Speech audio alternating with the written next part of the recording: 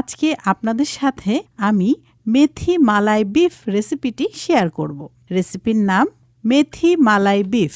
উপকরণ: গরুর গোশত আধা কেজি, আদা ও রসুন গুঁড়া 1 টেবিল চামচ, লবণ স্বাদ অনুযায়ী, বাটার 1 টেবিল চামচ, পেঁয়াজ 1টি মাঝারি সাইজ, কাঁচামরিচ স্বাদ অনুযায়ী, কাজু বাদাম 15 থেকে 20টি, পানি পরিমাণ মতো, মেথি পাতা পরিমাণ মতো, তেল পরিমাণ মতো, এলাচি 4টা, রসুন কুচি 2 কোয়া, মরিচ গুঁড়া সামান্য, হলুদ গুঁড়া সামান্য, গোলমরিচ গুঁড়া হাফ চা চামচ, মেথি পাউডার হাফ চা চামচ, টক দই হাফ কাপ, লিকুইড দুধ 1 কাপ।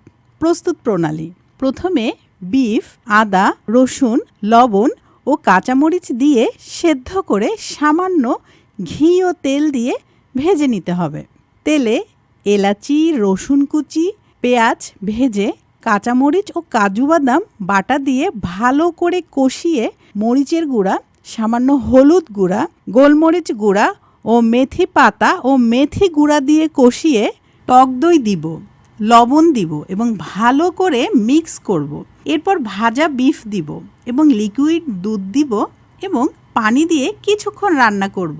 হয়ে গেলে গরম গরম পরিবেশন করব।